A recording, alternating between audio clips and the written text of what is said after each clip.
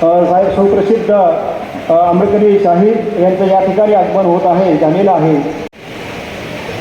आजच्या कार्यक्रमाचे उद्घाटक माननीय शाहीर संभाजी भंगार सर यांचं सभागृहामध्ये आगमन झालेलं आहे. जोरदार टाळ्यांच्या आवाजात त्यांचं स्वागत झालं पाहिजे. संपूर्ण महाराष्ट्रामध्ये आंबेडकरी विचार पोचवण्याचं काम सातत्यानं करीत आहे. त्यांचे स्वागत स्वागत स्वागत.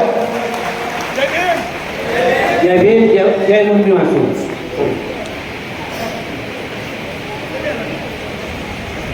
साथियों, आजच्या कार्यक्रमाला भामसेचं राज्य अधिवेशन जे 40वे अधिवेशन आज आपण छत्रपती संभाजीनगर येथे करीत आहोत.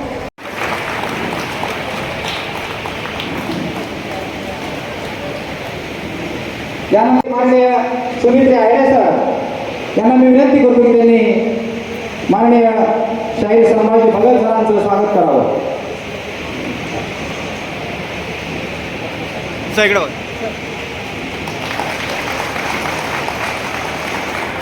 यानंतर माननीय जय भीम. वा, छान. ग्राउंडमध्ये बरेच लोक बाहेर उभे आहेत, ते त्यांना पण आतमध्ये घ्या. त्यांना बाहेर ऐकू जाते का?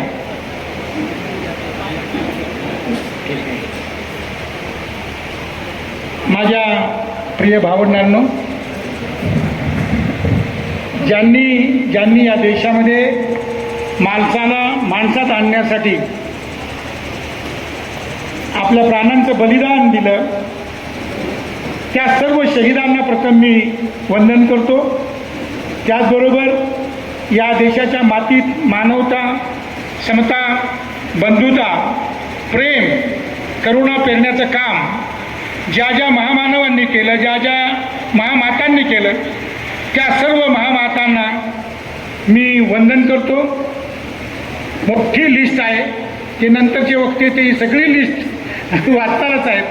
त्यामुळे मी सगळ्यांना वंदन करतो आणि या 40व्या राज्य अधिवेशनाच्या निमित्तानं तुम्हा सर्वांना मी सदिच्छा व्यक्त करतो. 40 वर्ष एखादी संघटना चालणं भारतामध्ये ही फार मोठी गोष्ट आहे, म्हणून स्वतःसाठी टाळ्या वाजवा.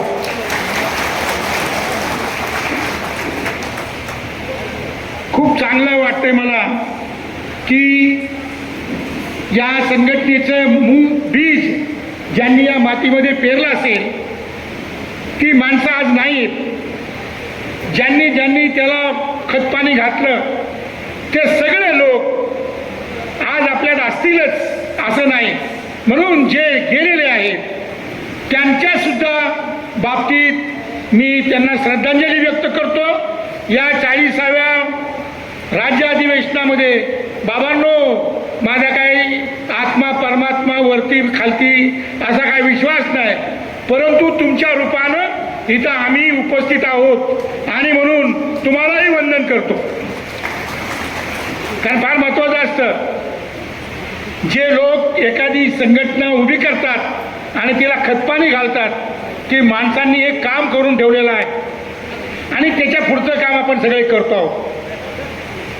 माझ्या भावंडांनो, येणारे सगळे वक्ते जे आहेत, हे सगळे वक्ते भारतामध्ये, देशामध्ये, जगामध्ये जी काय परिस्थिती आहे त्याच्याबद्दल बोलतीलच. पण त्याच्या आधी या एका अत्यंत ऐतिहासिक अशा राज्य अधिवेशनाचं उद्घाटन झालं असं मी जाहीर करतो. आता मी तुम्हाला एक आतली गोष्ट सांगतो, ती जनरली कोणाला माहीत नाही. आतली गोष्ट अशी आहे की मला भाषण करता येत नाही आणि ओपनिंग बॅट्समन म्हणून मला पाठवलेला आहे. म्हणजे ज्याला बॅटिंग येत नाही त्यालाच पहिलं पाठवलेलं आहे. मी गाणं म्हणणारा माणूस आहे, पण मी आज गाणं नाही म्हणणार आहे. तर मला काही भाषण येत नाही. पण मी विचार करणारा माणूस आहे, विचार करतो. ज्यावेळेस मेश्राम साहेबांच्या आदेशानं मला निमंत्रित करण्यात आलं त्यावेळेला काय मला सांगितल्याबरोबर मी म्हटलं काय काम आहे ते सांगा. तर ते म्हणाले काम असं आहे की 40वं आपलं अधिवेशन आहे आणि त्या अधिवेशनाचं उद्घाटन तुम्ही करायचं आहे. अरे म्हणलं मी गाणं म्हणतो, मला तुम्ही गाणं म्हणायला बोलवा. ते म्हणले नाही तुम्ही बोला. तुमच्या सगळ्यांच्या बाबतीमध्ये एक गोष्ट मला माहीत पडलेली आहे.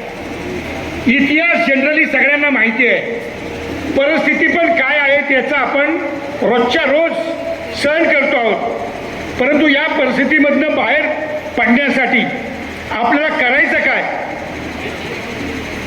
हा मुद्दा जनरली लोकांच्या डोक्यात नसतो. मेश्राम साहेबांना माहिती आहे, हे इथं बसलेले जे लोक आहेत त्यांना पुढे काय करायचं आहे त्याची कल्पना आहे. परंतु आपल्या जनतेमध्ये लोक भाषण ऐकतात पण शेवटी बोलतात नेमकं करायचं काय. तर करायचं काय याच्या बाबतीमध्ये मी 2-3 मुद्दे मांडणार आहे. चालेल का? हां, म्हणजे डायरेक्ट आपण काय करायचं आणि का करायचं एवढंच मी बोलणार आहे. पहिली गोष्ट, आपल्याला या अवस्थेमध्ये आणून ठेवणारे लोक हे नेमके कोण आहे याचं आयडेंटिफिकेशन करण्याची गरज आहे. जनरली मेश्राम साहेब मी इतर ठिकाणी जातो तिथे एक मोठा प्रॉब्लेम आहे की सगळ्यांचे अभ्यास वर्ग बंद झालेले आहेत. एकच संघटना अशी आहे की जिचे अभ्यास वर्ग चालू आहे आणि ते म्हणजे तुम्ही. आणि त्या अभ्यास वर्गामध्ये मेश्राम साहेबांना माहीत असेल की मी सिद्धार्थ विहार हॉस्टेलमध्ये बाबासाहेबांच्या हॉस्टेलमध्ये मी होतो आणि तिथे काही बामशेपचे लोक होते आणि मला इतिहासाचं एवढं काही नॉलेज नव्हतं. ते जे सगळे लोक होते त्यांनी मला पहिल्यांदा इतिहास शिकवला आणि त्यातनं मी 28 वर्ष इतरांना इतिहास शिकवला. त्यातनं मी महाराष्ट्राच्या पाठ्यपुस्तक मंडळावर इतिहासाच्या मंडळामध्ये मी 5 वर्ष सदस्य होतो. म्हणजे तुमचे पोरं जे पुस्तकं वाचतात ना इतिहासाची ती लिहिणारा माणूस होतो मी 5 वर्ष. म्हणजे बामशेपनं जे रोपटं लावलं इतिहासाचं त्याचा परिणाम बघा. मी सिद्धार्थ विहारमध्ये माझी सगळी जी काही इतिहासाबद्दलची जी पूर्वीची धारणा होती ती बामशेपच्या लोकांनी बदलली. आणि म्हणून इतिहास बदलणारी, नव्यानं इतिहास लिहिणारी संघटना म्हणून मी तुमच्याकडे बघतो.